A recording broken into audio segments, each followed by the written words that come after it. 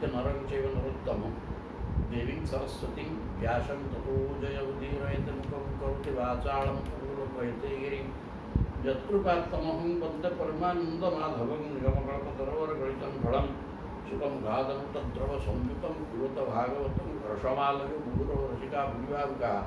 ॐ व्यासं वसिष्ठमवतारं तप्ते पौत्रमसन् पराशरात् भुजं पद्मस्पतातं तपोधिं ॐ व्यासाय विष्णुरूपाय व्यासरूपाय विष्णवे नमो वै ब्रह्मनिधये वासिष्ठाय नमो नमः ॐ श्रीपरमात्मने नमः ॐ नमो भगवते वासुदेवाय। अध्याय दशम स्कंध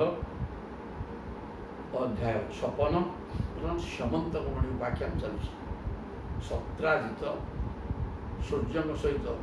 सूर्य तपस्या करी सखा है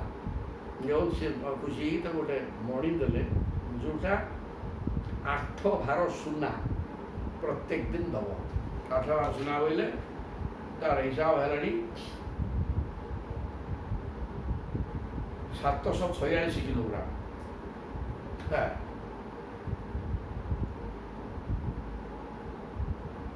746 किलोग्राम 496 ग्राम ये सुना से प्रत्येक दिन दब से जो ज्योति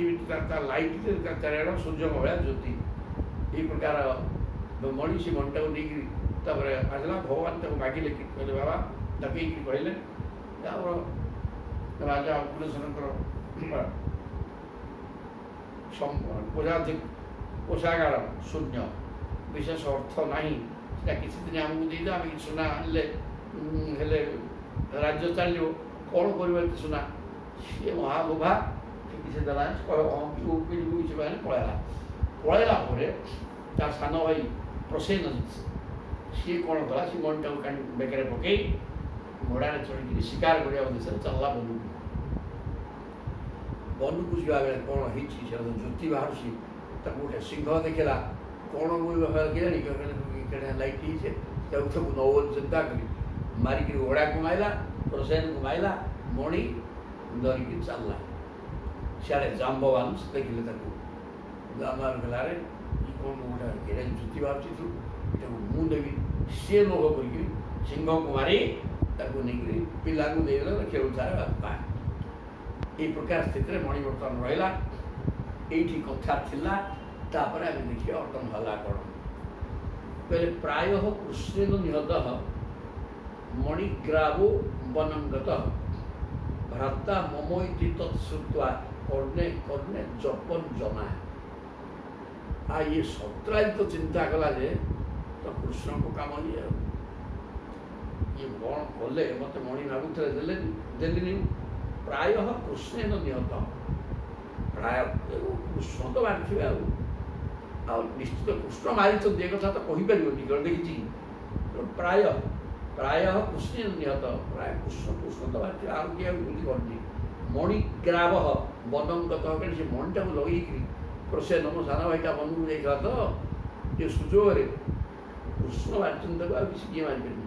भ्राता ममेति तत्श्रुत्वा जोटा मोरी भाई मो मणि केला सी गला कृष्ण मारी एमती प्रचार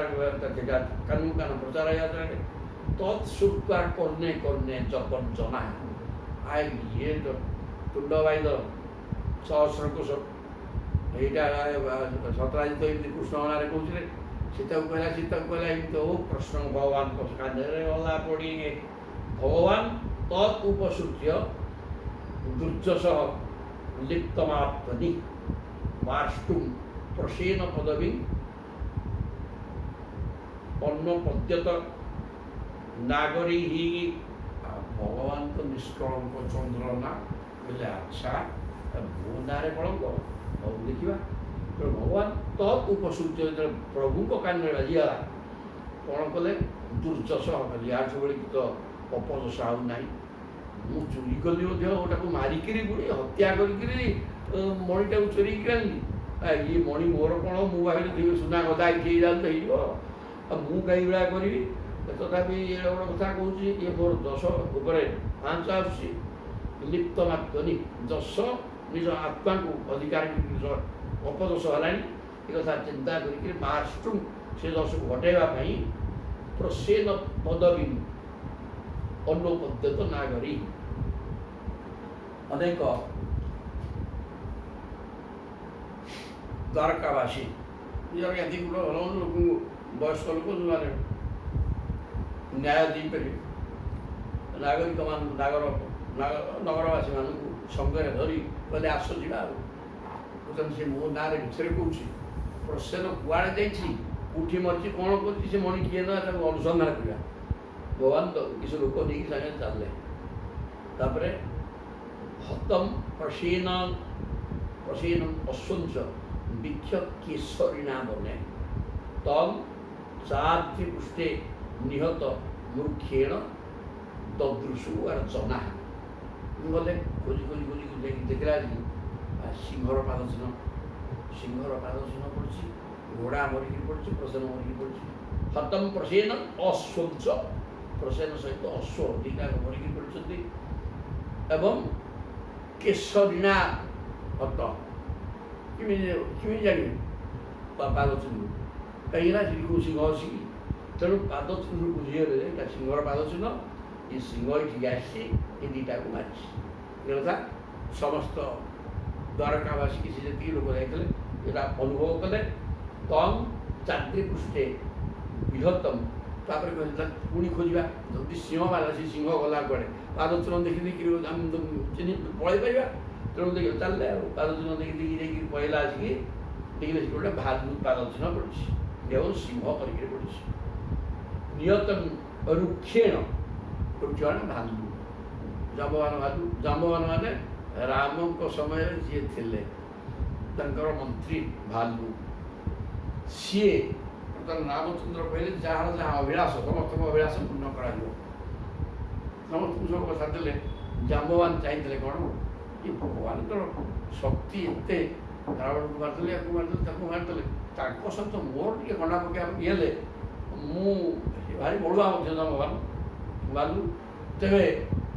ଟିକେ ସେଇଟା ହେଲେ ଭଲ ହୁଅନ୍ତା ତାଙ୍କ ମନେ ଏମିତି ଥିଲା ପ୍ରଭୁ ତାକୁ କହିଲେ ବାପା ତୁମେ ଚାହୁଁଛ ମୋ ସାଙ୍ଗରେ ଯୁଦ୍ଧ କରିବାକୁ ନେଇକି ଇଏ ହେବନି ବର୍ତ୍ତମାନ ଏଇ ଜନ୍ମରେ ସେଟା ହେବନି ଦ୍ୱାପର ଯୁଗରେ ତାପରେ ଦ୍ୱାପର ଆସିବ ଦ୍ୱାପର ଶେଷ ଭାଗରେ ମୁଁ କୃଷ୍ଣାବତାର ହେଇକି ଆସିବି ସେତିକିବେଳେ ଆମେ ଲଢ଼େଇ କରିବା ବୁଝିବା ହେଲା ମୋ ଜାଗା ସେତେବେଳେ ଯୁଦ୍ଧ କରିବୁ ଏ କଥା କହିଦେଇଥିଲେ ତେଣୁ ଥିଲେ ସେତେବେଳେ ପର୍ଯ୍ୟନ୍ତ ତେଣୁ ଦ୍ୱାପର ଯୁଗରେ ସିଏ ଗୋଟେ ଭାରତରେ କୋରଡ଼ରେ ରହିବା କଥା ତେଣୁ ସିଏ ରହିଛନ୍ତି ଇ ଖୋଜି ଯାଇକି ଦେଖିଲେ ଯେ ଏଠି ଭାଲୁ ପାଦ ଚିହ୍ନ ପଡ଼ିଅଛି କୋରଡ଼ଟେ ଅଛି ଇଏ ସିଂହ କରିକି ପଡ଼ିଛି ତାହେଲେ ଭାଲୁ ବାଞ୍ଚିବାକୁ ତାହାର ନେଇଯାଇଛି ଏ କଥା ସବୁ ଲୋକ ଦେଖିଲେ ତେଣୁ ରୁକ୍ଷରାଜ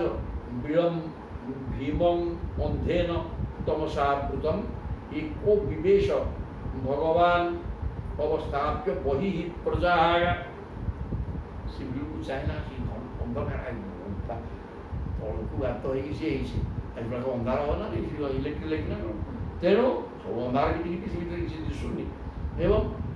विराट ये महानदी बसी से कथा नहीं जड़े गड़की भालुटा गड़की जी बाट आ तेणु वृक्षराज विलम भीम विलम देखिले अति विमान भयंकर होती भर अंधकार तमसा आवृतम अंधकार द्वारा किसी जना पड़े से भर एको विवेश भगवान कहले बापा तेज सब रही असुविधा पड़े तुम संभाड़ी पारनी सी भालू हो किए हो केड़े बड़ आउ समस्त पारि ये कथा कही ना तेज पाठ क्या भगवान के अन्य क्या दुर्बलिया गोटे नहीं जीवित पशे तो तुम्हें ये बस मुझे जाऊँ कारण प्रभुकर असीम बल पौरुष अच्छी सी सब करें तेणु ता भर एकुटिया भगवान बसिले बही प्रजा संस्थाप्य प्रजा मान बाहर रखिदे मुझे चलि आसिले बुझा गला तत्र दृष्टा मणिश्रेष्ठ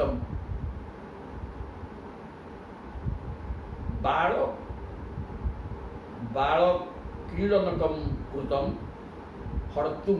कृतमतिः तस्मिन् अवतस्ते अर्भकान्तिके पिला खेलुंट गोटे पिला मणिटा धरछि देखिदेले मणि अच्छा ये अच्छी तत्र दृष्टा मणि श्रेष्ठम से मणि तो ज्योति बाहर अंधार लाइट प्रबल आलोक सूर्य भाया तेज तेणु मणि देखला बाल किरणक कृत गाय पिला गुड़ा खेलुचे एटे मूल्यवान मणि ये भालू लोक ये कौन जानूँ मनुष्य ना कौन अवस्था आ पिला धरी दी अच्छा भल खेलुं ये मणि हौ हरतुम कृतवती प्रभु कहले नहीं जा गुड़ा पिला गुड़ा कौन कर एकता चिंता करते तस्मिन अवतस्ते अर्भकार दिखे नहीं जाई से पिला पाखे पहुँच जाते तम अपूर्वम नरम दृष्टा धात्री चुक्रोश भीतवत आ सी तो भालू गोष्ठी सी कौन मनुष्य देखी ना कौन से जंगल भर किए कहीं बस कौ मनुष्य देखिए किसी नहीं कोड़ भर रोच तेणु सी तो विचित्र जीव देखीदेला ये किए रे बापा आसला तेणु भय है तार धात्री टी पिला गुड़ाक अच्छा धाई जड़े अच्छी तेणु पालन पोषण कर धाईटा सी बर्तमान पिला खेल सी मणि धरिकी चुक्रोश भीत से भयभीत होगा एवं चित्कार कला तत्श्रुवा अभ्यद्रवत क्रुद्ध जाम्बवान बलिनाग बरह ये चित्कार शुणिकी धाईर जाम्बवान हूँ बलिनाग बरह बड़ुआ मान भर श्रेष्ठ अत्यंत बलशाली बल प्रबल ये प्रकार जाम्बवान कौन कले क्रुद्ध रागिकी दौड़े क्षीर बापा गोटे पचरा कौन गोटे है सबई भगवता तेन जुजुधे स्वामीना आत्मन पुरुषं प्राकृत मत्वा कुपितो नानु भाववीत तो प्रभु आम हम सब कथा कि सी आ चिंता कर कौन भालू मनुष्य आसी कौन तो भगवान कहीं सबई भगवता तेन जुजुधे स्वामीना आत्मन स आत्मन स्वामीना सी जापर ये मोर स्वामी व मालिक मोर आराध्य भगवान राम से कथा जापारानी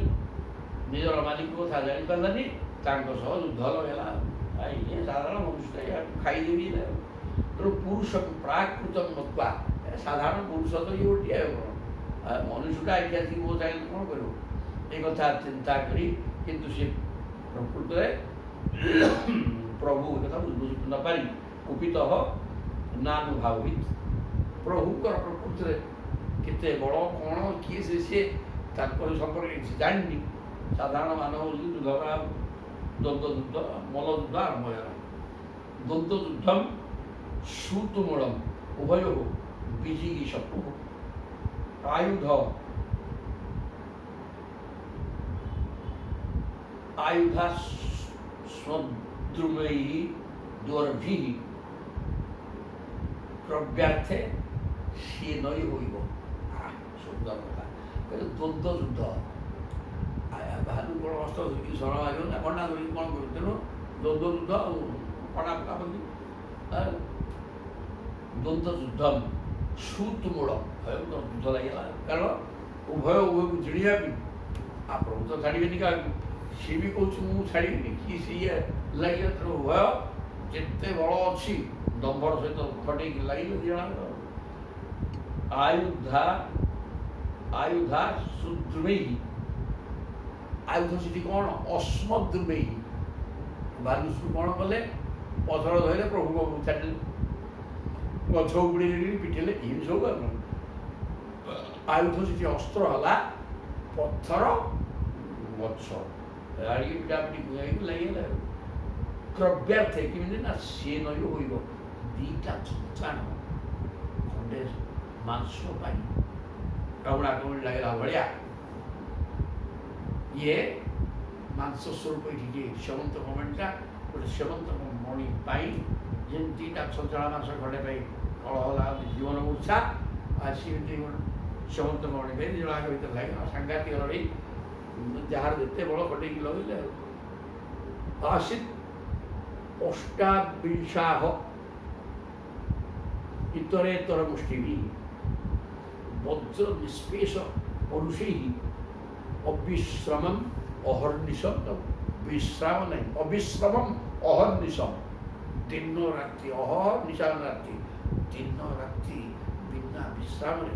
ତୁମୁଳ ଯୁଦ୍ଧ ଖିଆ ନାହିଁ ପିଆ ନାହିଁ କିଛି ନାହିଁ ଲଢ଼େଇ ଛାଡ଼ିବାର ନାହିଁ ଯେମିତି ଷଣ୍ଢ ସିଂହ ଭାଙ୍ଗିଯାଉ ଗୋଡ଼ ଗୁଆ ପଡ଼ିଆ ହୋଇଯିବୁ ଲାଗିଥିବେ ନା ସେମିତି ଲାଗିଲେ କେତେ ଦିନ ପଳେଇଲା ନା ଆସିছে ଅଷ୍ଟାବିଂଶ 28 ଦିନ ବିଂଶ ବାଦେ ଆହୁରି ଆସେ ମାନେ 28 ଦିନ ପଳେଇଲା ଭିତରେ ତୋର ମୁଷ୍ଟି ଲାଗିଛନ୍ତି ବଜ୍ର ନିଷ୍ପେଷ ପରୁଷି ପ୍ରଭୁଙ୍କ ଅଙ୍ଗ ତ ବଜ୍ର ଭଳିଆ ଇଏ ବାଡ଼ିଆ ପିଟା ଦେଇକିରି ଲାଗିଗଲେ ଅବିଶ୍ରାମ ବିଶ୍ରାମ ରହିତ ଏବଂ ଅନିଶ କୃଷ୍ଣ ମୁଷ୍ଟି ବିନିଷ୍ପାତ ନିଷ୍ପିଷ୍ଟାଙ୍ଗରୁ ବନ୍ଧନ ক্ষীণ সত্য ছিন্নগাত্র তম আহ অতীব বিস্মৃত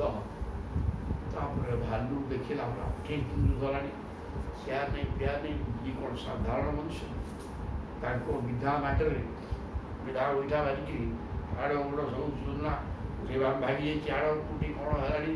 ଦର୍ଦ ସାଂଘାତିକ ଆବୁ ଆବୁ ହେଇକି ବୁଲିଗଲାଣି ଦେହଗୁଡ଼ ଏମିତି ହେଇକିରି ସାଂଘାତିକ କଷ୍ଟ ଆଉ ଭାଲୁ ଆଉ ଚଳିବା ଅବସ୍ଥା ନାହିଁ କୃଷ୍ଣ ମୁଷ୍ଟି ବିନିଷ୍ପାତ ନିଷ୍ପିଷ୍ଟାଙ୍ଗ ତାଙ୍କ ଉରୁ ବନ୍ଧନ ଅମର ହୋଇଛି ବଜ୍ର ଭଳିଆ ମୁଷ୍ଟି ମାଟରେ ସବୁ ହେଇଗଲା ଆଉ ପୁଲିସ ହାଡ଼ ଭାଙ୍ଗିଲାଣି ଇଏ ସବୁ ଅବସ୍ଥା ରହିଲା ଧରିକିରି ସେ ଆଉ ବଳ ତାର ଖସିଗଲା କ୍ଷୀଣ ସତ୍ତ୍ୱ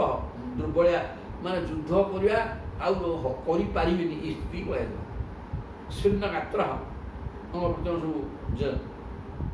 ଦୁର୍ବଳ ହେଇଗଲା ଯୁଦ୍ଧ କରିବା ମନ ଭାଙ୍ଗିଗଲା ଆଉ ହବନି ତମ୍ ଆହ ଅତୀବ ବିସ୍ମିତ ପ୍ରଭୁକୁ ଦେଖି ସେ ଛାନିଆ ହେଇଗଲା ସାଧାରଣ ମଣିଷ ହିଁ ନୁହଁ ମଣିଷ ବୋଲି ଭାବି ଯୁଦ୍ଧ କଲି ଇଏ ନୁହଁ ମଣିଷଟା ହେଇଥିଲା ମୁଁ ତ ଖାଇସାରିଥିଲି 28 ଦିନ ଯୁଦ୍ଧ ହେଲାଣି ବାଡ଼ିଆ ପିଟା ମୁଁ ସିଏ ମୋତେ ବାଡ଼ିକି ବିହମୁଣ୍ଡ ନାହିଁ ଆଉ ମୁଁ ବି ତାକୁ ତ ଛେଚୁଛି ହାତରେ ତାଙ୍କର କିଛି ହେଉନି ଯୁଦ୍ଧ କରିବାକୁ ରେଡ଼ି ମୁଁ ତ ଆଉ ପାରୁନି ତେଣୁ ଜାନେ ତ୍ୱାଂ ସର୍ବଭୂତାନାଂ ପ୍ରାଣ ଓଜ ସବୁ ବଳମ୍ ବିଷ୍ଣୁ ପୁରାଣ ପୁରୁଷମ୍ ପ୍ରଭୁ ବିଷ୍ଣୁ ଅଧୀଶ୍ୱରମ୍ ବୁଝିଗଲା ପ୍ରଭୁ ବୁଝିଗଲି ଆଉ ବୁଝିବାର ଅସୁବିଧା ହେଇନି ଆପଣ ହେଉଛନ୍ତି ଜାନେ ତ୍ୱାଂ ସର୍ବଭୂତାନାଂ ପ୍ରାଣ ତୁମେ ସମସ୍ତ ଭୂତ ଭିତରେ ଅଛ ସମସ୍ତ ଭୂତ ଭିତରେ ରହିକିରି ପ୍ରାଣ ବାୟୁ ନବା ଆଣିବା କରିକି ବଞ୍ଚେଇଛ ସମସ୍ତଙ୍କର ଓଜ ମାନେ ମାନସିକ ବଳ ଶାରୀରିକ ବଳ ଇନ୍ଦ୍ରିୟ ବଳ ତିନିଟାକ ତୁମେ ହିଁ ତେବେ ତୁମେ ସ୍ୱୟଂ ବିଷ୍ଣୁ ପୁରାଣ ପୁରୁଷ ପୁରାତନ ପୁରୁଷ ପ୍ରଭୁ ବିଷ୍ଣୁ ଅଧୀଶ୍ୱରମ୍ ସମସ୍ତଙ୍କର ମାଲିକ ତୁମେ ହିଁ ମୋର ଇଷ୍ଟ ଦେବତା ମୋର ପ୍ରଭୁ ଏ କଥା ବୁଝିଗଲେ ଜାମ୍ବବାନ ତୁମ ହିଁ ବିଶ୍ୱସୁଜାନି ସ୍ରଷ୍ଟା ସୂର୍ଯ୍ୟାନାଙ୍ଗପି ଯଚ୍ଚସତ୍ କାଳଃ କଳୟତାଂ ଈଶଃ ପର ଆତ୍ମା ତଥା ନାହିଁ ତୁମ ହିଁ ବିଶ୍ୱସୁଜାନି ସ୍ରଷ୍ଟା ବିଶ୍ୱସୃ ବିଶ୍ୱକୁ ଯେ ସୃଷ୍ଟି କରିଛନ୍ତି କିଏ ସେ ବ୍ରହ୍ମା ତୁମେ ହିଁ ବ୍ରହ୍ମାଙ୍କର ସ୍ରଷ୍ଟା ନାରାୟଣଙ୍କର ଅନନ୍ତ ଶୟନ କରୁଛନ୍ତି ତାଙ୍କ ନାଭିରୁ ବ୍ରହ୍ମା ବାହାରିଥିଲେ ତୁମେ ସେଇ ନାରାୟଣ ତୁମ ବ୍ରହ୍ମାଙ୍କର ସ୍ରଷ୍ଟା ତୁମେ ସୂର୍ଯ୍ୟାନାଙ୍ଗପି ଯଚ୍ଚସତ୍ ସୃଷ୍ଟି ହେଇଥିବା ସମସ୍ତ ବସ୍ତୁ ଗୁଡ଼ାକ ଅସତ୍ ତା ଭିତରେ ଆପଣ ହିଁ ସତ୍ ହେଇକି ଅଛନ୍ତି ପ୍ରତ୍ୟେକ ଜୀବ ଭିତରେ ଜୀବାତ୍ମା ବା ସତ୍ ହେଇକି ଆପଣ ଅଛନ୍ତି ସୂର୍ଯ୍ୟାନାଙ୍ଗ ଯାହା କିଛି ସୃଷ୍ଟି ହେଇଛି ସବୁ ଭିତରେ ଆପଣ ହିଁ ସତ୍ ବସ୍ତୁ ହେଇକିରି ଜୀବାତ୍ମା ସ୍ୱରୂପରେ ସମସ୍ତଙ୍କୁ ବଞ୍ଚେଇକି ରଖିଛନ୍ତି ଆପଣ ହିଁ ବ୍ରହ୍ମାଙ୍କୁ ସୃଷ୍ଟି କରିଛନ୍ତି କାଳ କଳୟତା ଇଶା ଆପଣ ହିଁ ମହାକାଳ ଖାଲି କାଳ କଥା ପଡ଼ିଲା କାଳ ବୋଇଲେ କ'ଣ କରେ କହିଲେ ଯିଏ ରୂପକୁ ପରିବର୍ତ୍ତନ କରିଦିଏ ସେଇ କାଳ ସୁନ୍ଦର କଥାଟିଏ ରୂପକୁ ପରିବର୍ତ୍ତନ କରେ ବୋଲି କ'ଣ ଆମେ ପ୍ରତ୍ୟେକ ଜୀବନ ଗଛୁଟି ହେଲା ଦୁଇ ପତ୍ର ହେବ ଏଠି ଟିକେ ହେବ କ୍ରମେ କ୍ରମେ ହେଲା ପିଲା ଆମେ ଏଠି ଦେଇଥିଲେ କ୍ରମେ କ୍ରମେ ବଢ଼ିଲେ। ତେବେ ଯିଏ ପ୍ରତି ମୁହୂର୍ତ୍ତରେ ରୂପକୁ ଜଗତର ରୂପକୁ ବଦଳାଇ ଦେଉଛି। ଖାଲି ସେତିକି ନୁହଁ, ଖାଲି ମଣିଷ ଗାଈଗୋରୁ ଗଛଲତା ଏଇଜଣ ବଦଳାଇ ତା ନୁହଁ, ଭୂମଣ୍ଡଳ ସ୍ଥିତି ବଦଳାଇ ଦେଉନି। ଏଠି ଆଳୁ ଚାଷ ହେଉଥିଲା, ଧାନ ହେଉଥିଲା ନାଇଁକି, କିନ୍ତୁ ବର୍ତ୍ତମାନ ପ୍ରତି ମୁହୂର୍ତ୍ତରେ ପ୍ରତ୍ୟେକ ସ୍ଥାନ କେଉଁଠି ଖଣ୍ଡେ ଘର ଦ୍ୱାରା ଏମିତି ସବୁ ହେଇଛି, ଭୂମିକମ୍ପ ଝଡ଼ପାଣି କୁଆଡ଼େ ପୋତି ହେଇଗଲାଣି, କୋଉଠି ସୁନାମି ପଳେଇ ଆସିଲା, ଖଣ୍ଡେ ଖଣ୍ଡେ ପ୍ରଳୟ ହେଇଗଲାଣି। ତେବେ ଏଇଠି ପ୍ରତି ମୁହୂର୍ତ୍ତରେ ସମସ୍ତଙ୍କ ସ୍ଥିତିକି ଯିଏ ବଦଳେଇ ଦିଏ, ରୂପ ଏପଟ ସେପଟ କରିଦିଏ, ସେ ହିଁ ମହାକାଳ। ଆଗ ପ୍ରଭୁ କାଳ ମହାକାଳକୁ ସୃଷ୍ଟି କଲେ, ତାଙ୍କ ଅଧ୍ୟକ୍ଷତାରେ ସଂସାର ସୃଷ୍ଟି ହେଲା ରେ ବାପା। ତେଣୁ କାଳ କଳୟତାମହମ୍, ଗୀତାରେ କହିଛନ୍ତି ଠିକ୍ ସେଇ ଶବ୍ଦ ଦିଆଗଲା, କାଳ କଳୟତାଂ। ଯେଉଁ ମହାକାଳ ସମସ୍ତଙ୍କୁ ଶୃଙ୍ଖଳିତ ଭାବରେ, ମାନେ ସିଏ ଭିତରେ, ସେଇ ମହାକାଳ ହିଁ ପ୍ରଭୁ, ସେ ଭିତରେ ଜୀବାତ୍ମା ସ୍ୱରୂପରେ ରହିକି ବଞ୍ଚଉଛନ୍ତି। ବାହାରେ ମହାକାଳ ସ୍ୱରୂପରେ ମହାକାଳକୁ ଉଚ୍ଚା କଦଳୀ ଧୂପ କାଟିଦେଲେ ତାଙ୍କୁ କେହି ଅଟକେଇ ପାରିବନି ରେ ବାପା। ଦୁଃଖ ଦୁଃଖ ହେଉଛି ଇଲେ ଯିବ ନା ଯିବ, ପ୍ରଭୁ ଟିକେ ଅଟକେଇ ଦିଅ, ପୁଅଟା ବିଦେଶରେ ଅଛି, ଆସିଲା ପରେ ଟିକେ ଯିବେ, ହବନି। ସିଏ ଧୂପ କାଠି ଉଚ୍ଚା କଦଳୀ ଦ୍ୱାରା ହବନି, ଆଉ ଅନ୍ୟ କହିଲେ ହେଇଯିବ। କିନ୍ତୁ ଗ୍ରହ ପୀଡ଼ା ହେଇଛି, ସେ ଗ୍ରହ ଶାନ୍ତି କରିଦେଲେ, ଡାକିକିରି ଗ୍ରହ ବିପ୍ର ଯେମିତି କହିବ ତାକୁ ପୂଜା କରିଦେଲେ ସେ ଭଲ ହେଇଯିବ, କିଛିଟା ଉପଶମ ହେବ। କିନ୍ତୁ ମହାକାଳ କିଛି କରିପାରିବ, ତାଙ୍କୁ କିଏ ଅଟକେଇ ପାରିବନି। ତେଣୁ କାଳ କଳୟତାଙ୍ଗୀଶ, ତୁମେ ହିଁ ମହାକାଳ, ତୁମେ ହେଲ ପରମାତ୍ମା ତଥା ଆତ୍ମନାଇଁ। ତୁମେ ପରମାତ୍ମା ଏବଂ ଜୀବାତ୍ମା, ପ୍ରତ୍ୟେକ ଶରୀର ଭିତରେ ଜୀବାତ୍ମା ହେଇକି ତୁମେ ଅଛ। ସୁନ୍ଦର ଭାବରେ ତାର ବୁଝିଗଲେ ଜାମ୍ବବାନ। କେମିତି ବୁଝିଲେ? ମୁଥ ଖାଇକିରି ଯେତେବେଳେ ହାଡ଼ ଗୋଡ଼ ଭାଗିଲା, ଶରୀର ସବୁ ଦର୍ଜ ହେଇକି ଫୁଲିଲା, ଆଉ ଚଳନ ଶକ୍ତି ନାହିଁ, ସେତେବେଳେ ବୁଝିଲେ ଯେ ତୁମେ ହିଁ ଭଗବାନ। କାହିଁକି? ଯଶେଷ ଦୁଃ କଳିତ ରୋଷ କଟାକ୍ଷ ମୁଖୀ ବର୍ତ୍ତମାନ ଦିଶା क्षिभित नक्र तिमिंगिलोब्धि सेतु कृतः सो जश उज्ज्वलिताच्च लंका रक्षशिरांसि भुगिपेतु ईशुक्षतानां पेतु ईशुक्षतानि। पहले जस्य ईशत उत्कलित रोष कटाक्ष मुखी प्रभु तुम्हें सही रामावतार रे जेतबेले समुद्र कूल कहले लक्षण कौन समुद्र अपेक्षा कौन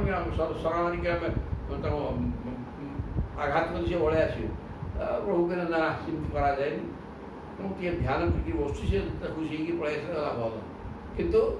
समुद्र आसिलेनी कौन आप कले जस्य ईश उत्कलित रोष कटाक्ष आप क्रोधरे जिते समुद्र को रागिक कटाक्षपात कले से रागिक क्रोधरे ध्वंस धैर्य तो संधान करने वरुण देवता आसिक पहुँचीगले वर्तमान दिशा कहले ठीक अच्छे क्षिभित नक्र तिमिंगिलोब्धि आप दृष्टिपात द्वारा कुंभीर तिमिंगिल प्रभृति विराट विराट जीव गुड़ाक क्षुब्ध है एवं वरुण आसिक पहुँचीगले कहले देखु मु जड़ मत आप जहाँ जुव अवस्था रही मुझे पानी चारिया रही कौन कर सुखे पाटा दे छाड़ी बाट देवी किमी बाट चारिया बाट कौन छाड़ी मुझे करी ना कौन तेणु आप बंध कर जातु सेतु कृत वरुण निर्देश पथर पकई पथर भाषिला एवं बंध या कृत स्वजस उज्ज्वलिता चलंका उज्ज्वलिता चलंका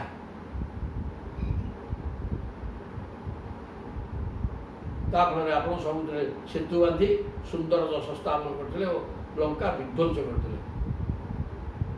रक्ष शिरांसी भूमि पेतु ହେତୁ ଇସୁକ୍ଷତାନି ଲଙ୍କାକୁ ଯାଇକିରି ସମୁଦ୍ର ଆପଣ ଟିକେ କ୍ରୋଧରେ ଚାହିଁଦେଲେ ତିମିଙ୍ଗଳ କୁମ୍ଭୀର ମକର ସବୁ ଭୟଭୀତ ହେଇଗଲେ ଏବଂ ବରୁଣ ନିଜେ ବାହାରିକି ପଳେଇ ଆସିଲେ ଏବଂ ଆପଣଙ୍କୁ ରାସ୍ତା ଦେବା ହେଲେ ଆପଣ ବନ୍ଧ ତିଆରି କରିକି ଯାଆନ୍ତୁ। ତ ଅନୁସାରେ ଆପଣ ଲଙ୍କାକୁ ଗଲେ ଏବଂ ସମ୍ପୂର୍ଣ୍ଣ ରାକ୍ଷସମାନଙ୍କୁ ସର ମାରି ମୁଣ୍ଡ କାଟିକି ସବୁ ଧ୍ୱଂସ କରିଦେଇଥିଲେ। ଇତି ବିଜ୍ଞାତ ବିଜ୍ଞାନ ବୃକ୍ଷ ରାଜାନମ ଅଚ୍ୟୁତ ବ୍ୟାସହାର ମହାରାଜ ଭଗବାନ ଦେବକୀ ସୁତ ଇତି ବିଜ୍ଞାତ ବିଜ୍ଞାନ ଯେତେବେଳେ ବୃକ୍ଷ ରାଜ ମାନେ ଭାଲୁ ରାଜା ଜାମ୍ବବାନ ଏ କଥା କହିଲେ ବୃକ୍ଷ ରାଜା ରାଜାନ ଅଚ୍ୟୁତ ଯେତେବେଳେ ସିଏ ଭଗବାନ ବୋଲି ଜାଣିକି ତାକୁ ସ୍ତୁତି କରିବା ଆରମ୍ଭ କରିଥିଲେ ଭଗବାନ କ'ଣ କହୁଛନ୍ତି ବ୍ୟାସହାର ହେ ମହାରାଜ ଭଗବାନ ଦେବକୀ ସୁତ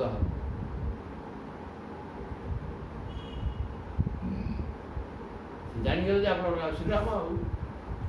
ତେଣୁ ଭଗବାନ ଦେବକୀ ସୁତ ଦେବକୀ ନନ୍ଦନ ଭଗବାନ କୃଷ୍ଣ ତାଙ୍କୁ କହୁଛନ୍ତି ଏଇ ମହାରାଜ ଏଠି କାହାକୁ କୁହାଯାଇଛି ନା ସୁପଦେବ ରାଜା ପରୀକ୍ଷିତଙ୍କୁ କହୁଛନ୍ତି ହେ ରାଜନ ଯେତେବେଳେ ଜାମ୍ବମାନଙ୍କର ଶରୀର ଅଙ୍ଗ ପ୍ରତ୍ୟଙ୍ଗ ସବୁ ଭିନ୍ନ ପ୍ରକାର ହେଲା ଆଉ ଅଙ୍ଗ ଚଳିଲାନି ସେ ରାଜି ହେଇକି ବୁଝିଗଲେ ଯେ ଈଶ୍ୱର ଭଗବାନ ଏ ସାଧାରଣ ମଣିଷ ନୁହନ୍ତି ଇଏ ମୋତେ କହିଥିଲେ ଆଉ ଦ୍ୱାପର ଯୁଗରେ ତୁମ ସାଙ୍ଗରେ ଲଢ଼େଇ ହେବ ବୋଲି ମୁଁ ସେଆ ମାଗିଥିଲି ଆଉ ତେଣୁ ଇଏ ସେଇ ପ୍ରଭୁ ଆଉ ତାଙ୍କୁ ତେଣୁ ପ୍ରଭୁ ବର୍ତ୍ତମାନ କହୁଛନ୍ତି କ'ଣ କହିଲେ ଅଭିମୃଷ୍ୟା ରବିନ୍ଦାକ୍ଷ ପାଣିନାଙ୍ଗା ଶଙ୍କରେଣିତଂ କୃପୟା ପରୟା ଭକ୍ତଂ ପ୍ରେମଂ ଗମ୍ଭୀରୟା ଗିରାଗା ଅଭୁମୃଷ୍ୟ ଅରବିନ୍ଦାକ୍ଷ ପାଣିନା ଶଙ୍କରେଣ ଶଙ୍କର କ'ଣ ଶଙ୍ଗ ମାନେ ମଙ୍ଗଳ ଯେଉଁ କର ସ୍ପର୍ଶ କଲେ ମଙ୍ଗଳ ହୋଇ ମଙ୍ଗଳ ହେବ ସେଇ ପ୍ରକାର କରରେ ଭଗବାନ ଅରବିନ୍ଦାକ୍ଷ ପଦ୍ମନୟନ ଭଗବାନ କୃଷ୍ଣ ସେ ଜାମ୍ବବାନଙ୍କ ଶରୀରକୁ ସ୍ପର୍ଶ କରିଦେଲେ ସ୍ପର୍ଶ କରିଦେଲା ଫଳରେ କୃପୟା ପରୟା ଭକ୍ତମ ତା ପ୍ରତି ଦୟା କଲେ କାହିଁକିନା ଏଇଟା ଶ୍ରେଷ୍ଠ ଭକ୍ତ ଜାମ୍ବବାନ ହେଉଛନ୍ତି ଭକ୍ତ ତେଣୁ ଭକ୍ତ ଜାମ୍ବବାନଙ୍କୁ କୃପା କରି ନିଜର ମଙ୍ଗଳ ପ୍ରଦାନ କରୁଥିବା ହାତରେ ତାଙ୍କୁ ଛୁଇଁଦେଲେ ଛୁଇଁ ଦେଇ କ'ଣ ପ୍ରେମ ଗମ୍ଭୀର ୟାଗିରା ଛୁଇଁ ଦେଇକିରି ତାଙ୍କ ଶରୀର ସୁସ୍ଥ ହେଲା ଏବଂ ପ୍ରେମରେ ଗଦଗଦ ହେଇକିରି କହିଲେ ମଣି ହେତୁ ଇହ ପ୍ରାପ୍ତା ବୟଂ ବୃକ୍ଷପତେ ବିଳମ୍ ମିଥ୍ୟାଭିଶାପಂ ପ୍ରବୃଜନ ଆତ୍ମନଃ ମଣିନାମୁନାଙ୍ଗା ଭଗବାନ ସେଠୁ କହିଲେ ହେ ଜାମ୍ବବାନଜୀ ମୁଁ ଏଠି କାହିଁକି ଆସିଛି ଜାଣିଲଣି ଆଉ ମୋ ନାଁରେ ଗୋଟେ ମିଥ୍ୟା ଅପବାଦ ହେଲା ଯେ ସମନ୍ତକ ମଣି ଚୋରିକି ମୁଁ ନେଇଯାଇଛି ସେ ଅପବାଦକୁ ହଟେଇବା ପାଇଁ ମୁଁ ବର୍ତ୍ତମାନ ତୁମ ବିଳରେ ପ୍ରବେଶ କରିଛି ତେଣୁ ମିଥ୍ୟାଭିଶାପମ ପ୍ରବୃଜନ ମୋ ନାଁରେ ଯେଉଁ ମିଥ୍ୟା ଆରୋପ ହେଲା ତାକୁ ହଟେଇବା ପାଇଁ କେବଳ ତୁମ ଏଇ ବିଳ ଭିତରେ ମୁଁ ଆସିକି ପଶିଛି ଆତ୍ମନଃ ମଣିନାମୁନା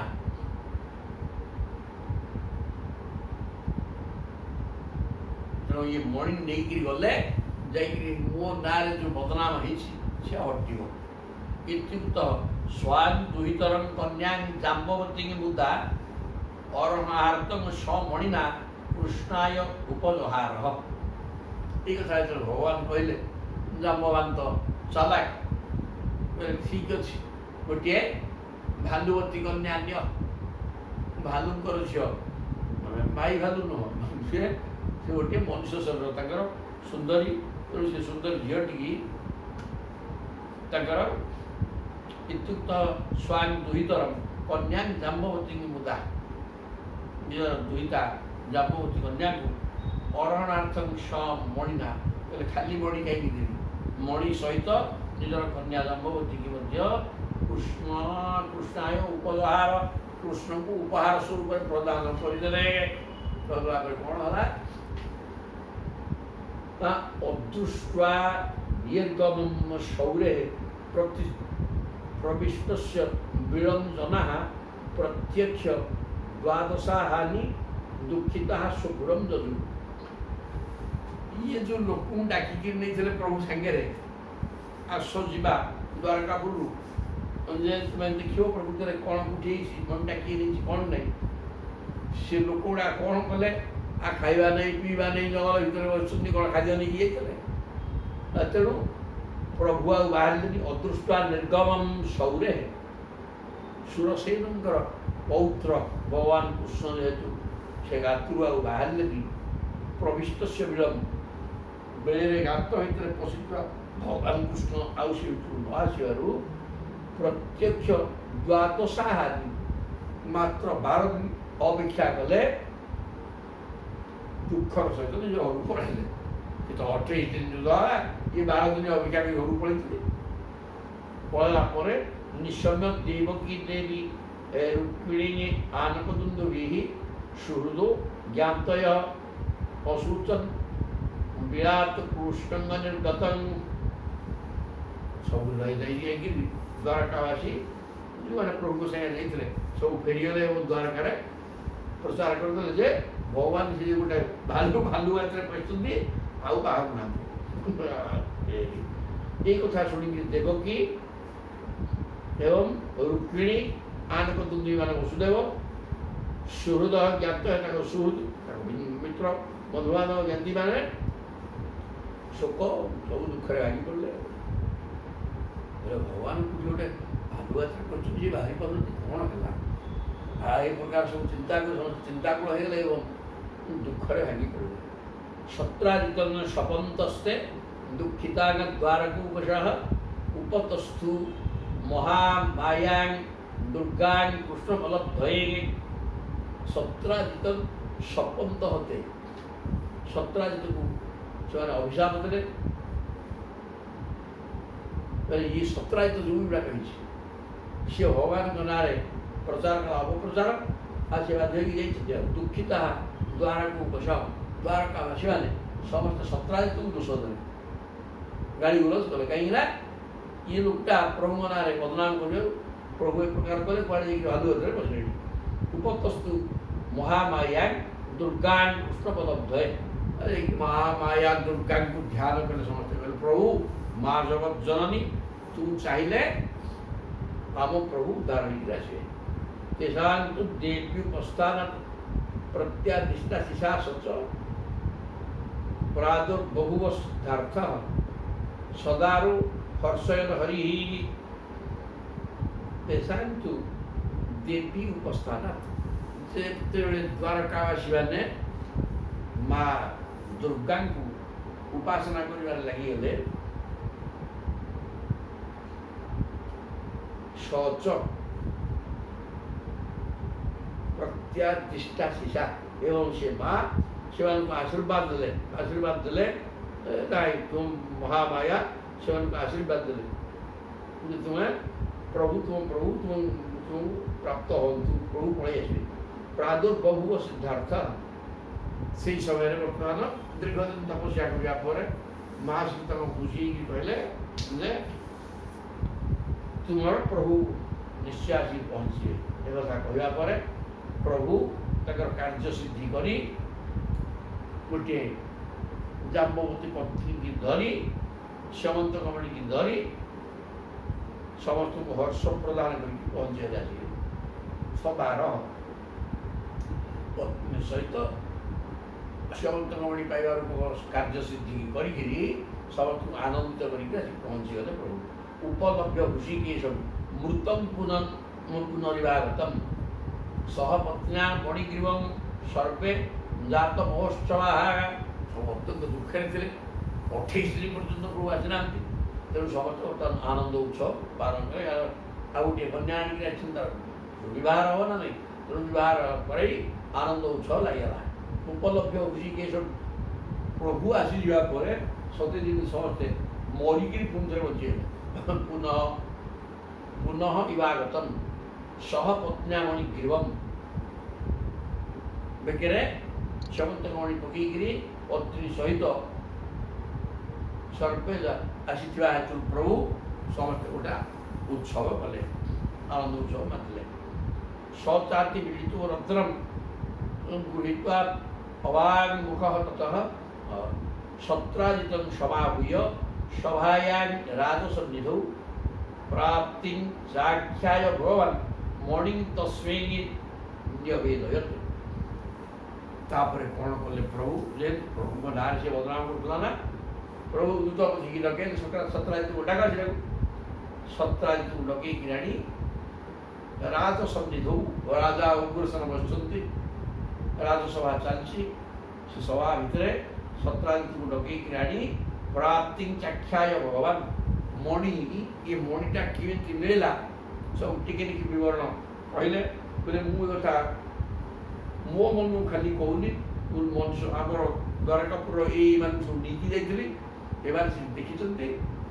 बर्तमान सिंह मारिक नहीं गोटे भालू नहीं गला मुझे भालू मात्र भी युद्ध कर अठेली मुझे पाइली आ मुझे चोरी नहीं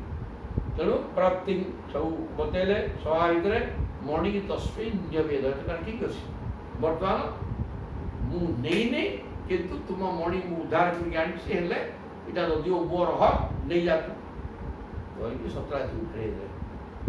स चाति वृतु रत्नम गृहीत्वा अवाङ्मुख ततः से अत्यंत लज्जित है भगवान को नाम कहली केड़े बड़ पापी मु प्रकृति सी छुई ना चोरी करना ओल्टी से उद्धार कर आणले कथा अनुभव करी से अत्यंत दुखित है लज्जित भी है तेणु मुह को तलू पोती पोती अनुतप्यमान अनुतापग्रस्त है बोले मुझे भूल कर दी प्रभु के पाखे द्रोही होगली भवन गगात स्वेन पापना ये पाप कर्म माने मिथ्या आरोप गोटे गला तो प्रभु के नारे तेणु से पाप कर्म जी करे दुख होगी तेणु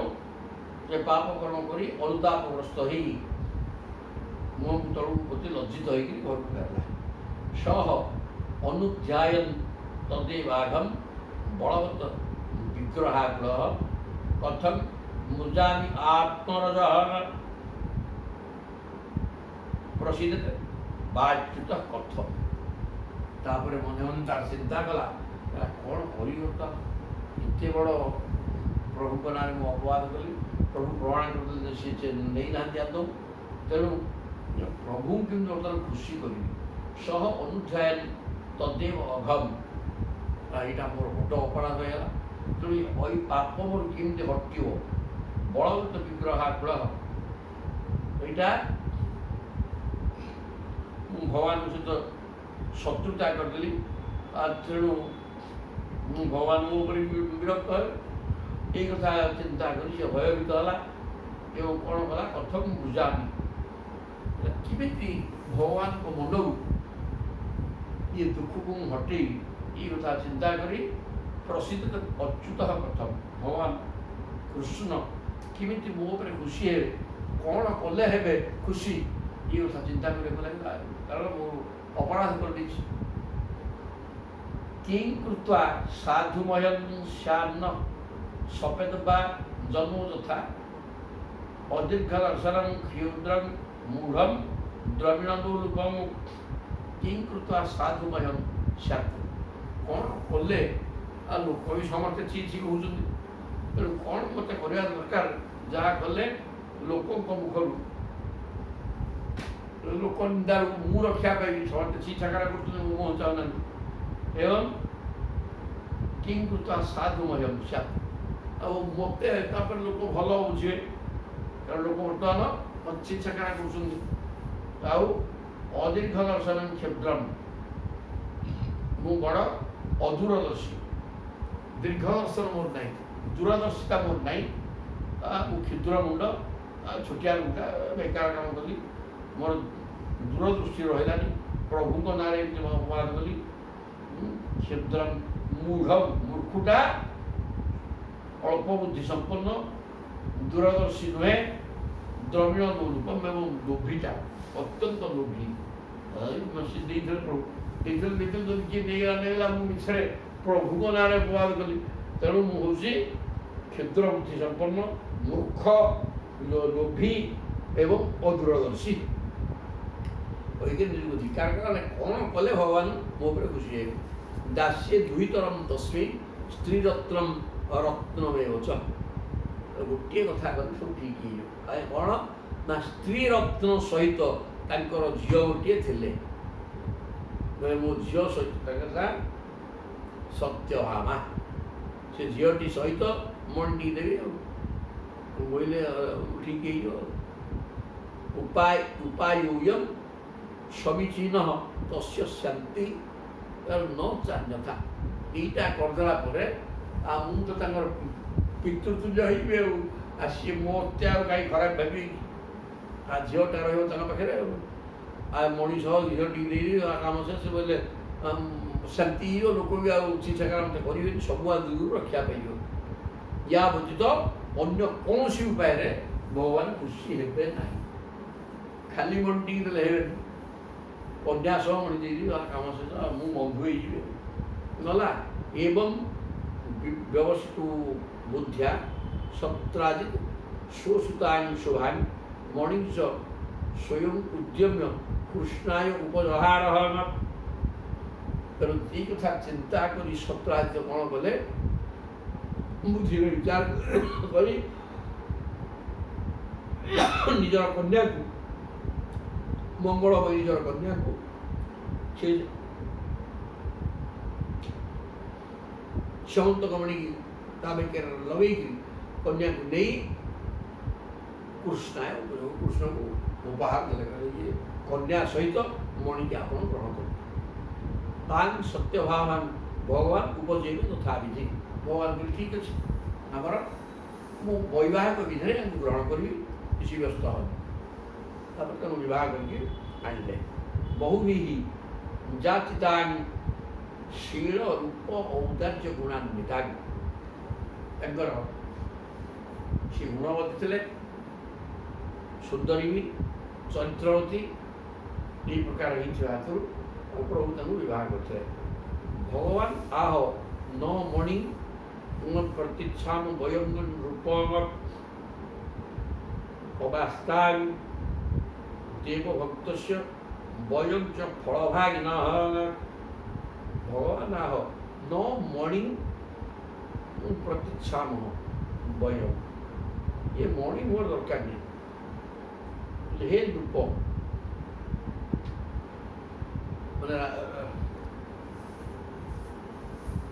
सुखदेव राजा परीक्षित कहते हे राजन ये मणि तुम्हें नहीं कहीं तुम्हें सूर्य को खुशी कर मणि पाइछ तुम्हें से मणिर हक तबास्ता देव भक्त सूर्य भक्त पाख तुम्हें से मणि तुम पाखे रो वयंच फल भागिन तुम्हें आमको सुना दौथ कुछ असुविधा सुना आणिक राजबाटी दौथ प्रत्येक दिन से जो सुना दौरान 786 किलो सुना से तो आणिक मत दे दौथ कौन असुविधा कौन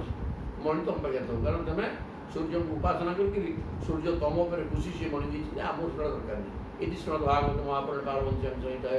10 स्कंधे उत्तरार्धश्यमंतकोपाख्यान षट्पंचाशत्तमोध्याय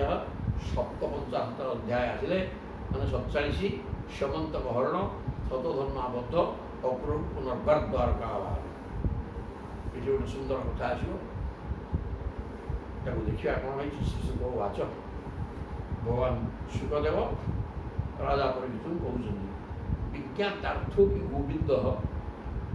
दग्धा नाकन्न पांडवांगन कुंती कुल्यकरणे सह राम जजौ गुरुंगन भगवान तो सर्वज्ञ सी कौन जाना जतु गृह बर्तमान पांडव मैंने पड़ ये खबर ये तो मातृ अजाहर मामू घर ना वसुदेव हूँ गोद मामू तेणु खबर देले दूत पठेक चिटक देले जो अवस्था या कहले सुधर हम ये कथा होगा सुखदेव राजा परीक्षित कहते विज्ञाथार्थो भी गोविंद भगवान को कथा जना नहीं तो सी जानते गोटे मरी ना ये कथा जानला दग्धान आकर्ण पांडवान पांडव माने पोड़िकी मरीगले एक कथा खबर पाई भगवान जानते कदापि से मरु ना ये जानी अवस्था ये खबर पाई कुंती कुल्यकरणे ସହରାମ ତ ଯୋଉ ପୁରୁଷ ଜାଣିଥିଲେ ମଧ୍ୟ ଜାଣିଛେ ଆମେ ସତ କଥାଟା ଦେ ହେଲେ ଏମାନେ ତ କ'ଣ ଗୋଟେ କରିବାକୁ ଯାଉଛନ୍ତି ଆମେ ନ ଯିବା କାହିଁକି। ତେଣୁ କ'ଣ କଲେ ନା କୁନ୍ତୀଙ୍କି ଖୁସି କରିବା ପାଇଁ ବଳରାମଙ୍କ ସହିତ ଜ୍ୟେଷ୍ଠ ଭ୍ରାତା ବଳରାମଙ୍କ ସହିତ ଜାଣିଲେ କୋଉଠିକି ହସ୍ତିନାପୁରକୁ। ଭୀଷ୍ମମ୍ କୃପମ୍ ଛବିଦୁରମ୍ ଗାନ୍ଧାରୀ ଦ୍ରୋଣମେବ ଚ ତୁଲ୍ୟ ଦୁଃଖୌଚ ସଂଗମ୍ୟ ହା କଷ୍ଟଙ୍ଗିତି ହଉଛ ତୁ। ଭଗବାନଙ୍କ ପାଠରେ ରୋଲ କରିବା ମାନେ ଅଭିନୟ। କ'ଣ ଅଭିନୟ କଲେ ଏମାନେ ସମସ୍ତେ ଦୁଃଖୀ ମିଶି ମିଶିକା ଦୁଃଖ। କାହାକୁ ଦୁଃଖ ଲାଗିବ? ହଁ ବିଷ୍ଣୁଙ୍କୁ ଦୁଃଖ ଲାଗିବ, କୃପାଚାର୍ଯ୍ୟଙ୍କୁ ଦୁଃଖ ଲାଗିବ, ବିଦୁରଙ୍କୁ ନିଶ୍ଚୟ ଦୁଃଖ ଲାଗିବ, ଗାନ୍ଧାରୀ ଉପଯୁକ୍ତ ମା ତାଙ୍କର ଶତ୍ରୁଭାବ କଥା ତାଙ୍କୁ ଦୁଃଖ ଲାଗିବ, ଦ୍ରୋଣ ଗୁରୁଦେବ ଏସବୁ ଏମାନଙ୍କୁ ଦୁଃଖ ଲାଗିବ। କିନ୍ତୁ ଧୃତରାଷ୍ଟ୍ର ଦୁର୍ଯ୍ୟୋଧନ ଏଗୁଡ଼ାକୁ ଦୁଃଖ ଲାଗିବନି। ଯାହା ନାଁ କୁହାଗଲା ଭୀଷ୍ମ, କୃପାଚାର୍ଯ୍ୟ ଗୁରୁ, ବିଦୁର, ଗାନ୍ଧାରୀ, ଦ୍ରୋଣ ଏ ସମସ୍ତଙ୍କୁ ଦୁଃଖିତ ଏମାନେ ଥିଲେ। ତେଣୁ ଏମାନଙ୍କ ପାଖରେ ସମ ଦୁଃଖ ତୁଲ୍ୟ ଦୁଃଖୌଚ ସଂଗମ୍ୟ। ଏମାନେ ମଧ୍ୟ ଟିକେ ମୁହଁ ଶୁଖେଇ ଟିକେ କୃଷ୍ଣ ଏବଂ ବଳରାମ ଅଭିନୟ କଲେ ଦୁଃଖର। କାହିଁକି ନା ଏ ଜାଣିଛନ୍ତି କିଏ ସେ ଉଠେଇ ପାରୁନାହାନ୍ତି। ଆସିଲେ କ'ଣ ଆସିବେ ସେଗୁଡ଼ାକ ପିସି ପୁଅ ଭାଇନା ଖୋଦ। ଆଉ ତେଣୁ କ'ଣ କଲେ ସେମାନେ ମୁହଁ ଶୁଖେଇକି ଥିଲେ। ଇଏ ତାଙ୍କ ସହିତ ଟିକେ ମୁହଁ ଶୁଖେଇ ଦେଲେ। ଆଉ କ'ଣ ହା କଷ୍ଟ, ଓଃ କି କଷ୍ଟକର କଥା। କ'ଣ ବଂଶ ଶୁଣିଲା। ଯୁବକ ଗୁଡ଼ାକ ପିଲା ଗୁଡ଼ାକ ଶକ୍ତି ସମ୍ପନ୍ନ ମଧ୍ୟ ଲଢ଼ିକିରି ପୋଡ଼ିକିରି ମରିଗଲେ। ଏ ଭଗବାନ କ'ଣ ନ ହେଇଗଲା ଏ କଥା ସବୁ କହି କୃଷ୍ଣ ବଳରାମ ନୁହେଁ ଶୋକାକୁଳ କୌରବମାନଙ୍କ ଭିତରେ ଶୋକ ବ୍ୟକ୍ତ କଲେ। ଲବ୍ଧୌ ତଦନ୍ତରଂ ରାଜନ୍ ସତ ଧନ୍ୱାନ୍ ଉଚ୍ଚତୁ ଅକ୍ରୁରକୃତ ବ୍ରହ୍ମାଣୁ ମଣି କସ୍ମାତ୍ ନ ଗୃହ୍ୟତେ। ତେଣୁ ଭଗବାନ ଯେତେବେଳେ ପଳେଇଲେ କୋଉଠୁ ଦ୍ୱାରକା ଛାଡ଼ିକିରି ହସ୍ତିନାପୁର ବାଗ ମିଳିଗଲା। ଲବ୍ଧ୍ୱା ଏତତ୍ ଅନ୍ତରମ୍ ରାଜନ୍। ସୁଖଦେବ କହୁଛନ୍ତି ହେ ରାଜନ୍ ପରୀକ୍ଷିତ ମହାରାଜ ସତ ଧନ୍ୱାନ୍ ଅଚ୍ୟୁତ ଉଚ୍ଚତୁ। ସତ ଧନ୍ୱା ଗୋଟିଏ ବ୍ୟକ୍ତି ତାକୁ ସତ୍ରାଜିତ ନିଜ ଝିଅକୁ ବିବାହ କରିବ ବୋଲି ନିର୍ବନ୍ଧ କରିସାରିଛି। ହେଇଯାଇଛି ସବୁ ଠିକ୍ ଠାକ୍ ହେଇଯାଇଥିଲା, ନିର୍ବନ୍ଧ ସରିଛି। ତାପରେ ନେଇକି କୃଷ୍ଣଙ୍କୁ ଦେଇଦେବା ପରେ ସତ ଧନ୍ୱା ସହିତ ଆଉ 2 ଜଣ ଅକ୍ରୁର ଏବଂ କୃତବର୍ମା 3 ଜଣ ଆଗ ଯୋଡ଼ି। ଇଏ 3 ଜଣ ଆଗ ମିଶିକିରି ବିଚାର କଲେ। ଇଏ 2 ଜଣ ଆଗ ତାକୁ ଉସ୍କେଇଲେ ଯେ ଅକ୍ରୁର ଏବଂ କୃତବର୍ମା ସତ ଧନ୍ୱାକୁ କହିଲେ ବର୍ତ୍ତମାନ ସୁବର୍ଣ୍ଣ ସୁଯୋଗ କହିଲେ କୃଷ୍ଣ ବଳରାମ 2 ଜଣ କେହି ନାହାନ୍ତି। ଏଇ ସମୟରେ ଯଦି ଆମେ ମଣିଟିକି ଘିନି ଆଣିବା କାହାଠୁ ସତ୍ରାଜିତ ବାଡ଼ି ଟିକେ ଘିନି ଆଣିବା କ'ଣ ଅସୁବିଧା ଅଛି। ମଣି ହିଁ କସ୍ମାତ୍ ନ ଗୃହ୍ୟତେ। ସେ ଝିଅ ଦେବ ବୋଲି କହିଲା, ଝିଅ ସହ ଆମେ ମଣିଟା ପାଇଥାନ୍ତେ, ସେଟା ଆମର ହକ। ଆଉ ତାକୁ ବର୍ତ୍ତମାନ ନା ଆମକୁ ଝିଅ ଦେଲାନି କି ମଣି ତ ଆଉ ଦେବ କ'ଣ ଦେଲାନି। ତେଣୁ ଯଦିଓ ଝିଅ ଆମେ ନ ପାଇଲେ ମଣିଟାକୁ ତାଠୁ ଘିନି ଆଣା ମାରିଦେଇକି ଘିନି ଆଣା ଦେବ। ଏ କଥା ସତ ଧନ୍ୱାକୁ କୃତବର୍ମା ଏବଂ ଅକ୍ରୁର 2 ଜଣ ବୁଦ୍ଧି ବତେଇ ଦେନ୍ତି। ସିଏ ଦୁର୍ବୁଦ୍ଧି କ'ଣ କଲା, ଯୋ ଅସ୍ମଭ୍ୟମ୍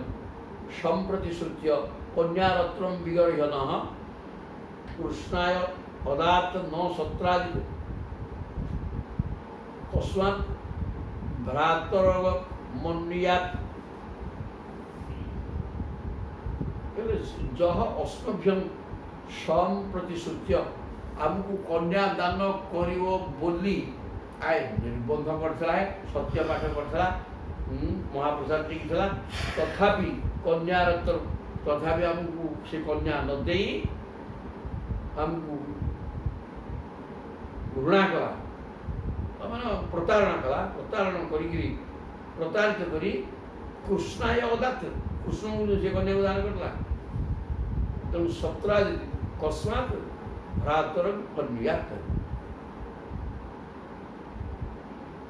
ତେଣୁ ତା ଭାଇ ପ୍ରସେନ ଯେପରି ମଲା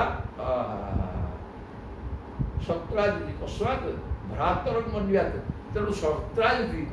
ଭାଇ ଯେଉଁ ବାଟରେ ଯାଇଛି, ଭାଇ କୁଆଡ଼େ ଯାଇଛି କି ଜଙ୍ଗଲକୁ ପଳାଇ ହଣା ମାରିଦେଲା କିଏ ସିଂହ। ତେଣୁ ସିଏ କାହିଁ ସେ ବାଟରେ ନ ଯିବ, ଅର୍ଥାତ୍ ସିଏ କାହିଁ ହଣା ନ ଖାଇବ। ତା ଭାଇ ଯେଉଁ ବାଟରେ ଯାଇଛି ଜଙ୍ଗଲକୁ ପଳାଇଲାଣି, ୟାକୁ ମଧ୍ୟ ହଣା ଖାଇବା ଦରକାର। କାରଣ ଇଏ ଆମକୁ ସତ୍ୟ କରେଇଲା, ଝିଅ ଦେଇଦେଲା କୃଷ୍ଣକୁ। ଏବଂ ଭିନ୍ନମତି ହିତାଭ୍ୟାନ ସତ୍ରାଜିତଂ ଅସତ୍ତମଃ। এই ପ୍ରକାର ଜଣେ ତା ବାଟରେ ବିଚାର କରିଥିଲେ, ସେ ଭୟ କରିଥାନ୍ତା କୃଷ୍ଣ ଆସିଲେ ମୋତେ ଖାଇଯିବେ ହବନି ବୋଲି। ଇଏ ଦୁଇ ଜଣ ଅକ୍ରୁରକୁ କୃତବର୍ମା ଦୁଇ ଜଣ ଆଗ ବୁଦ୍ଧି ବତେଇ ଦେଲି।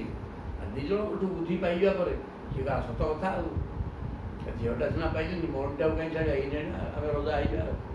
ଏ କଥା ଚିନ୍ତା କରି ଦୁଇ ଜଣ କଥାରେ ପଡ଼ିଯାଇ ମାନେ କିଛି ସୁନ୍ଦର କଥା କହିଲେ ଯେ ବାପା ନିଜ ବୁଦ୍ଧିରେ ଚାଲ, ଅନ୍ୟଠୁ ଯଦି ଦୁର୍ବୁଦ୍ଧି ଗ୍ରହଣ କରିବ ତାହେଲେ ଯିଏ ଥାଉ ଥାଉ ମରିବ। କାହିଁକିନା ସିଏ ବୁଦ୍ଧି ବତେଇ ଦେଲା, ପିଠିରେ ପଡ଼ିବ କୃଷ୍ଣ ଆସିଲେ କୃଷ୍ଣ ବାଡ଼ିକି ମାରିବେ ନା ନାହିଁ। ଆଉ ତେଣୁ ସେ କଥା ସେ ଚିନ୍ତା କଲାନି, ୟାଙ୍କ ବୁଦ୍ଧିରେ ପଳେଇଲାନି। ତେଣୁ ଅନ୍ୟ ବୁଦ୍ଧିରେ ଚାଲିଲେ ଲୋକ ଆମ ଦୁର୍ଜନ ମଲା ଭଳିଆ ମରିବ। ସେଟା ଦୁର୍ବୁଦ୍ଧି ମରିଛି ସିନ୍ଦୁ ନା। ଯିଏ ଅନ୍ୟ ବୁଦ୍ଧିରେ ଚାଲିବ ସେ ମଲା ଜବରଦସ୍ତ ମରିବ। ତେଣୁ ଏ କଥା କ'ଣ କଲା, ସେ ସେୟା କଲା।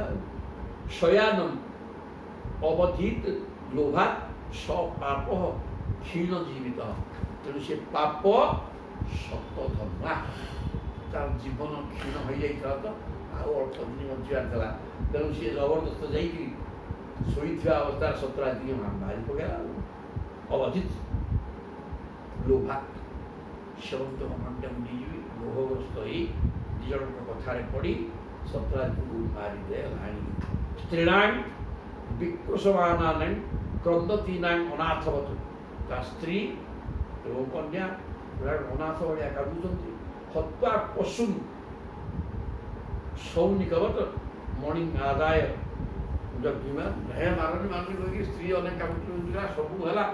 ଶୁଣିବାର ନାହିଁ। ପଠାଣ ଛେଳି ହାରିଲା ଭଳିଆ ମେକୁଟି ଚୋଟ ପକେଇକି ଦୌଡ଼ିଲା ଆଉ ମଣିକି ଧରିକି। ତାକୁ ସ୍ତ୍ରୀ କାନ୍ଦୁଛନ୍ତି, କ'ଣ କରିବେ?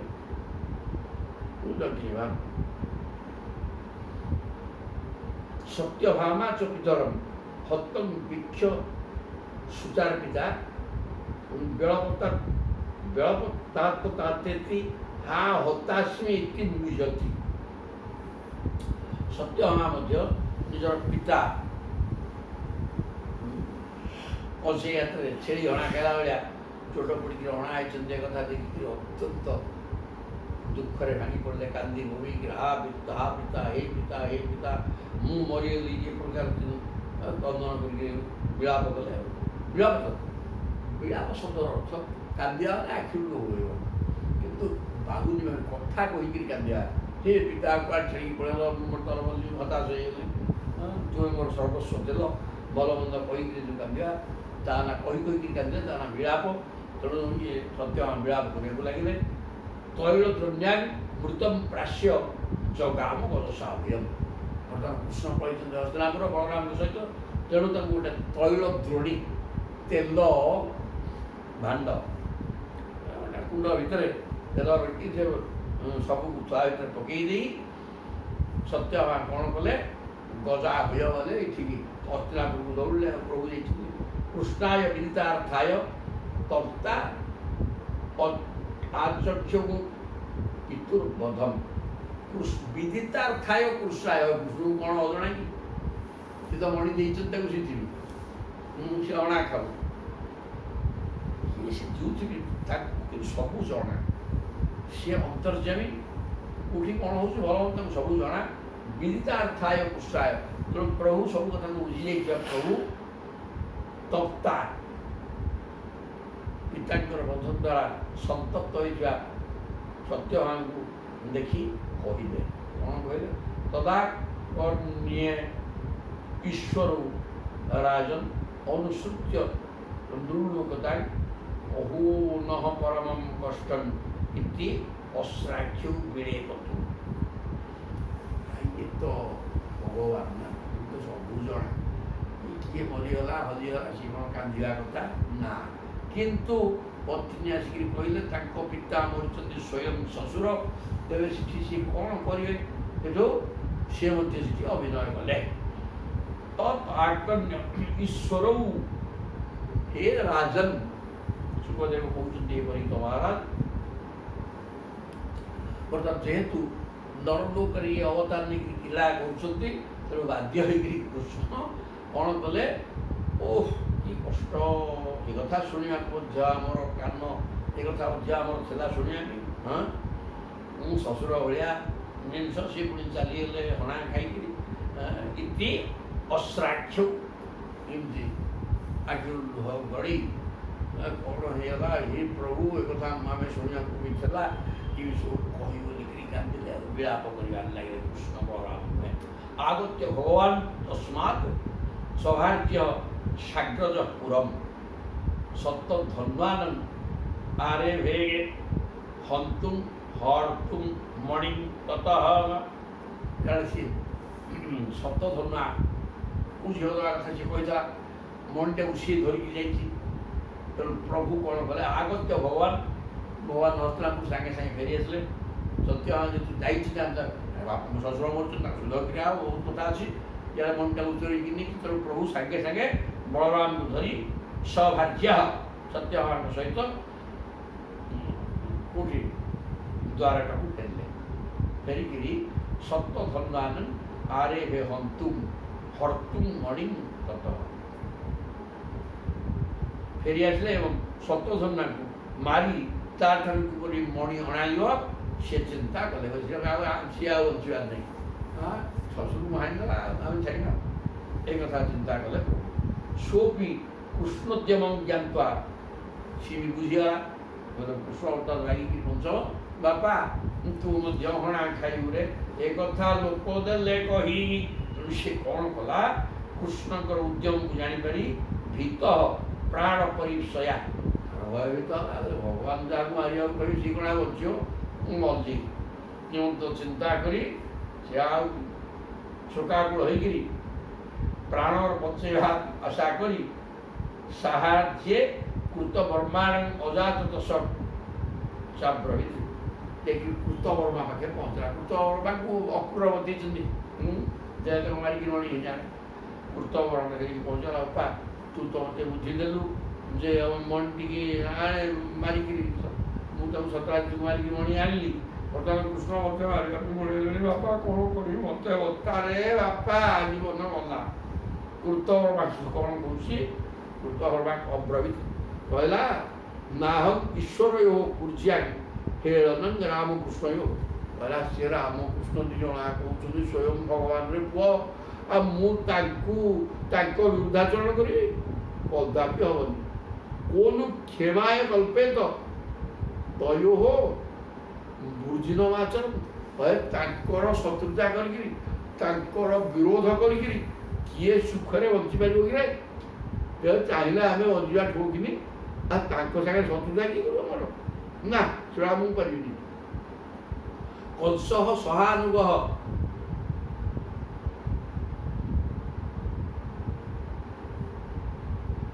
पातः सह द्वेषा यजित जरासंध सप्तदश संजुआन विरोधुगत जो प्रभु सहित शत्रुता कर कंस निजर अनुचर मान सहित सैन्य भाई चाणुर मुष्टिक हाथी कोबलापीड़ सबू वंश गुड़िया कंस सागे शत्रुता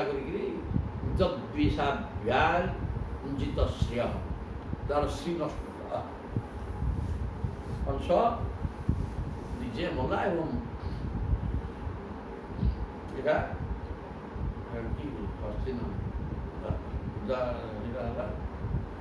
मथुरा मथुरा राजा कंस मथुरा श्री श्री न मथुरा है विनाश करते प्रभु जरासंध 17 थर आक्रमण कला सबू सैन्य 23 अक्षर लिखे सैन्य आणिक 23 अक्ष हुड़ी समस्त की मारी शेष कर जरासंध छाड़ी दूसरू ଦୟାଗିରି ଏ ତେଣୁ ଦୁଇ ଜଣ ମଣିଷ କଥା ସବୁ କରି ପକେଇଲେ। ଆଉ ତାକୁ ମୁଁ କ'ଣ ତାଙ୍କ ସାଙ୍ଗେ ଶତ୍ରୁତା କରିବି? ପ୍ରତ୍ୟାଖ୍ୟାତ ସ ଚାକୁରମ ପାର୍ଶ୍ୱନିଗ୍ରାହଂ ଅଜାତ। ତାପରେ ଇଏ ଯେତେବେଳେ ମନା କରିଦେଲା କିଏ କୃତବର୍ମା ଶତଧନ୍ଦା ସବୁ କାର୍ଯ୍ୟକ୍ରମ କରିଛି, କୃତବର୍ମା ମନା କଲା। ଅକୁର ଦୁଇ ଜଣ ତ ବୁଦ୍ଧି ଦେଇଥିଲେ, ସେ ଧାଇରା ଅକୁରକୁ ପ୍ରତ୍ୟାଖ୍ୟାତ ସହ কৃতবর্মা দ্বারা প্রত্যাখ্যাত বলতে সে মনে করতে কি কৃতবর্মা মনা করতে ইয়ে শতধন্যা বর্তমান দৌড়া অপুর পাখু পাশ্ରୀ ଗାତା ଗୋଡ଼ ଧରିକି ପଡ଼ିଗଲା, ଲମ୍ବ ହେଇକି କହିଲା ହିଁ ପ୍ରଭୁ ସରିଗଲା ମୋ କଥା, ମୋତେ ବତେଇଲେ ତେବେ ଦୁଇ ଜଣ ଯାକ ବତେଇଲେ କିଏ କୃତବର୍ମା ମାରିକିରି ଇନାଣମଣି ମୁଁ ସେଇଆ କଲି, ବର୍ତ୍ତମାନ କୃଷ୍ଣ ମୋତେ ଗୋଡ଼େଇଲେଣି ଆଣିବ ସପ୍ରିୟାହ କୋ ବିରୁଦ୍ଧେ ବିଦ୍ୱାନ୍ ଈଶ୍ୱର ବଳ। ଆରେ ବାପା ମୁଁ ତାଙ୍କୁ ଠିକ୍ ଚିହ୍ନିଛି, ଅକୁର ବଡ଼ ଭକ୍ତ ପ୍ରଭୁକୁ ଆଣିବାକୁ ଯାଇଥିଲେ, ପାଣି ଭିତରେ ବୁଡ଼ କହିକି ଯାହା ଦେଖିଛନ୍ତି ଆଉ ତ କିଏ ଦେଖିନି ସେମିତି। କହିଲେ ବାପା ମୁଁ ତାଙ୍କୁ ଜାଣିଛି ଭଲ କିରି, ସିଏ ହେଉଛନ୍ତି ଭଗବାନ, ଆଉ ତାଙ୍କ ସହିତ ଆଲୋପା ସହ ପ୍ରିୟାହ କୋ ବିରୁଦ୍ଧେ ବିଦ୍ୱାନ୍ ଜ୍ଞାନ ଥିବା ବ୍ୟକ୍ତି ସେ ପଶୁ ଫଶୁ ହେଲେ ବା କିଏ ତାର ବିରୋଧ କରିବ ସିନା, ଯେମିତି ଜ୍ଞାନ ଅଛି ଯାହାର ସେ ସ୍ୱୟଂ ଭଗବାନ ତାଙ୍କ ସାଙ୍ଗେ କିଏ ବିରୋଧ କରିବ? ମୁଁ ଭଲ ରୂପେ ଚିହ୍ନିଛି ବାବା, ମୋତେ ସେ କଥା କହନ୍ତି। ସଇଦମ୍ ତାର ପାଠ କହିଲା ତୁମକୁ ଲୋକ ବତେଇ ଦେବେ, ବତେଇ ଦେଇକିରି ଖାପ୍ତରେ ପକେଇଦେବେ ହଇରାଣରେ, ପିଠିରେ ଭୁଳିବେନି କି ଏ କଥା ଭାଗବତ ଯୁଦ୍ଧ ସୂତ୍ର ଆଦିରେ। ତେଣୁ ରେ ମାନବ ପର ବୁଝିଆ ଅନ୍ୟରେ, ଅନ୍ୟ ବୁଦ୍ଧିରେ ମୋଟେ ପଡ଼େନି, ନିଜ ବୁଦ୍ଧିରେ ଘାସ କାଟେ, ପର ବୁଦ୍ଧିରେ ରଜା ହେବ ତା ଚିନ୍ତା କରନି। ସ୍ୟମନ୍ତକ ମଣି ବର୍ତ୍ତମାନ କୃତବର୍ମା ଏବଂ ଅକୁରଙ୍କ ପ୍ରେରଣାରେ ତାଙ୍କର ଦୁର୍ବୁଦ୍ଧି ଅନୁଭୂତି ଆଶ୍ରୟ କରିକିରି ଶତଧନ୍ୟ ଆଣିଲା, ବର୍ତ୍ତମାନ ଅଣା ଖାଇବ। ଏ କଥା ସ୍ପଷ୍ଟ ଭାବରେ କହିଦେଲେ ଯେ ପ୍ରଭୁ ପର ବୁଦ୍ଧିରେ ପଡ଼ନି, ପଡ଼ିଲେ ମୃତ୍ୟୁ ସୁନିଶ୍ଚିତ। ଏ କଥା ଉପଦେଶ ଦିଆଗଲା।